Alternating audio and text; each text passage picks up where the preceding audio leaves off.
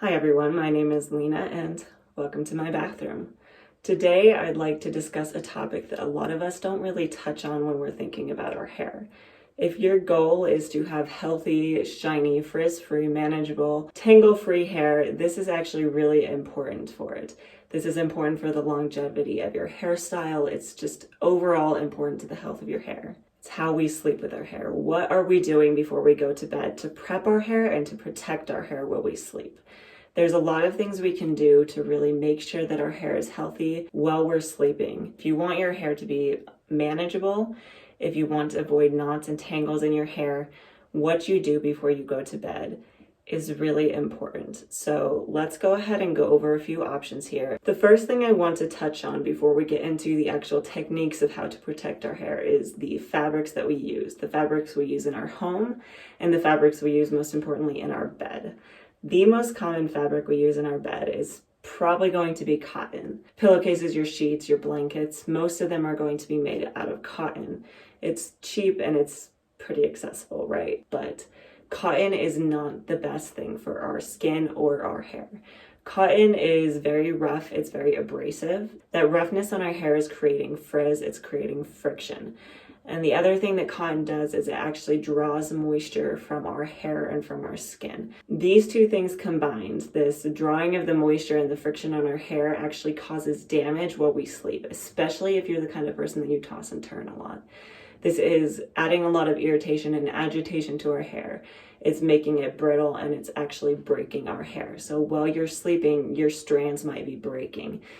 So you might find that if you're using a cotton pillowcase, you're struggling to keep the length of your hair, to really keep it healthy. There are three fabrics we want to look for when talking about replacements for our cotton. These are silk, satin, and bamboo.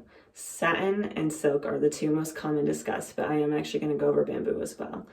So the reason we want to look for these three fabrics is because all three of them are a lot smoother. They're creating a lot less friction on our hair, so this is going to do a lot less damage while we're sleeping. The first one is satin. Satin is a really good option because it's cheap, it's easy to find, but if you're the kind of person that you're trying to avoid polyester, you're trying to avoid plastic of any kind, satin might not be the option for you. Not only that, but the natural options, bamboo and silk, both have some very good benefits that might make them worth reaching for. So let's go over those. Why would you choose silk or bamboo over satin when satin is so much cheaper? Well, both silk and bamboo are hypoallergenic and antimicrobial, and they're antifungal. So if you're the kind of person that has acne or really sensitive skin, these are going to be good options. Or if you have allergies, these are going to be good options for you. So why would you choose bamboo or silk? Well, silk is a good option because it is the smoothest of the three. Out of satin, bamboo, and silk, silk is the smoothest. It has the tightest weave, so it's going to do the littlest amount of damage to your hair. But the downside of silk is that in order to make silk, they do actually have to kill the worms because they're feeding the worms, and then when the worm makes its cocoon, that's how they get the silk. So if you're vegan, silk isn't an option for you. Not only that, but it takes a lot of worms to create the fabrics that we use. Therefore, silk can be very expensive. So a better alternative, if those things turn you off, is bamboo. Bamboo is a really good option because bamboo is very easy to grow. It's a very renewable resource. Because of this, bamboo is going to be less damage on our environment, as well as it's a little bit cheaper. Another good thing about bamboo is actually machine washable, whereas silk is not. Bamboo is very durable, so if you're throwing it in the washing machine, which all of these things we should be washing every wash day, it's not going to deteriorate the appearance of it. So bamboo is definitely a good option. Which one you pick, satin, silk, or bamboo, is really up to you. It's really up to what your resources are. All three are good options for this, but those are some things to keep in mind. Let's quickly go over some options as to how to protect your hair when you sleep. The first one, and we're going to replace our cotton pillowcase with this, is a silk, satin, or bamboo pillowcase. The one I have here is silk. This is from MYK Silk.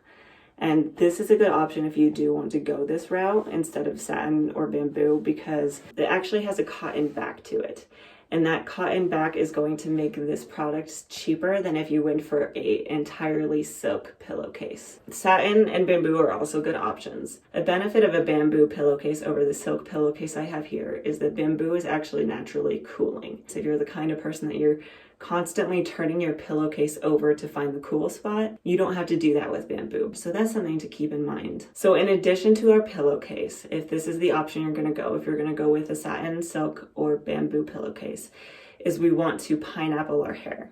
Now, if you've never heard this term before, I'll go ahead and show you really quick. You're just going to pull all your hair forward, right up to your forehead here, and you're going to take a ponytail, and you're just pineappling it on top of your head. One thing I do want to mention in relation to this is what kind of hair tie you're using. We want to make sure that the hair tie we're using when pineappling our hair like this, especially for sleep, is going to cause as little damage as possible. The typical hair ties that we find in the grocery store that we use, the cheapest ones, do cause damage to our hair, especially when you're sleeping. If you're the kind of person that you roll around, it's going to pull at that hair and it's going to create breakage along that hair tie. And the other thing is, especially if you have a lot of hair, you only need to go around it once. I don't have super thick hair, so I do tend to go around it twice if I go with this option, but we do want to keep those hair ties in mind. And the two that I suggest the most is going to be either a satin, silk, or bamboo scrunchie like this one,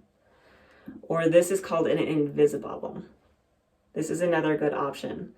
And I'll go ahead and link all of these things down below. But pineappling is a good option, and especially if you're just going to use the pillowcase, because it's bringing your curls on top of your hair, so when you're sleeping, it's not smushing your curls. If you have straight hair, pineappling it on top of your hair doesn't matter as much for the shape of the hair, but it does also help decrease the damage.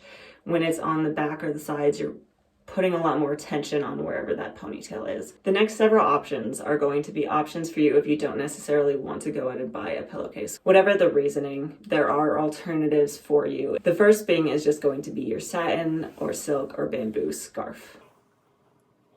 You want to make sure it's a pretty big scarf because this has to cover our hair. But this is a good option because you can wrap it over your hair, you can cover it up, and this smooth texture is going to protect your hair. But it's also the benefit of this and any further ones I discuss is that these are traveling options. If you travel a lot, you can just tuck this in your suitcase, tuck this in your purse, and it will protect your hair. Now let me go ahead and show you how to use this to protect your hair. There are two main ways you can do this. The first, you'll bring your hair forward and plop it down, take the corners near you and tie it behind your neck, and then you'll gather the remaining fabric and bring it up in front of your forehead and tie it there. If the knot in the back of the head is going to bother you, this may not be the option for you. So here's option number 2. We're starting the same way here, though you can fold the corner to make it a little bit more manageable. And then we're going to gather all that extra fabric and bring it up to that front there, twist it, and then tie it in front of your forehead. This one is a little bit trickier, so it does take some practice, but it does work a little bit better. Another benefit of something like a silk scarf is that this is actually very versatile. You can use this as an accessory, you can use this to tie your hair back, make a headband out of it, or what I've done before too, is if you're going outside and it's windy or raining, this can help protect your hair in the same way. So that is an option for you. The biggest downside of a silk scarf like this, at least for me, is I haven't quite found a way to keep it on my head while I'm sleeping. I'm the kind of person that I toss and turn a lot at night. And partially because it's so smooth, it will slip out of my hair very easily. Another option to consider when you're thinking about things to do to protect your hair at night is, I know, not the most attractive a thing, but a bonnet. Putting this over your hair and sleeping with a bonnet in your hair like you think of your grandmother used to do is going to actually go a long way towards protecting your hair. And bonnets like this are pretty easy to find. So you can get them for relatively cheap, so it's a good source. Another option I have is this one where it's cotton on the outside and it's a smoother texture on the inside. I like this one over the other one because it looks kind of just like a beanie, and because it's got that inner lining, it's going to decrease the frizz on your hair. But this is also a good option for protecting your hair when you sleep. And these are pretty easy to use as well. You don't have to worry about tying something off or having it too tight or having a knot in a weird place. These are really easy. You can just flip your hair over. Again, we're wanting to bunch it kind of on top of our head because that's going to protect it the most. And then you'll just tuck it into your bonnet. You can adjust your hair how you like, but you want most of it sitting up on top of your head like this. Now, this is a good option for a lot of reasons. Again, it's really easy to use. It's very versatile. You can take it with you wherever you go. But a downside, if you don't like this, is these kind of things tend to fall over your eyes while you sleep. I know to some people that can be really annoying. When I first started taking care of my hair, this wasn't something that was really talked about as an option, but it has gained popularity recently. And that is what's called the buff.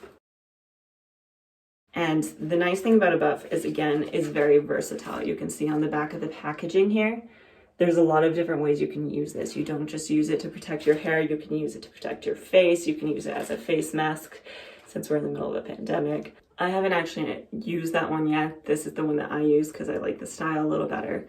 But the way that you're going to use this is you're going to start by putting it on like a headband.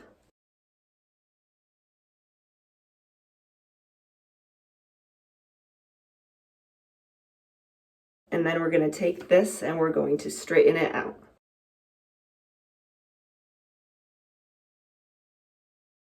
If you have your satin or silk pillowcase, you could do this instead of pineappling. Just put your hair up over like this. You can leave it out like this, that way it's protecting your hair, but it's not all in there. Or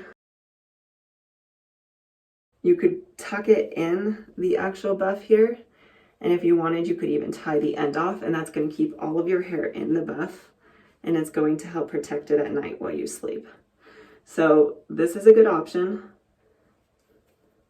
This one's a little more versatile as opposed to a bonnet, so you're not just stuck with this specific item. You can use this in several different ways. Again, you can use it as a headband, you can use it as a face mask.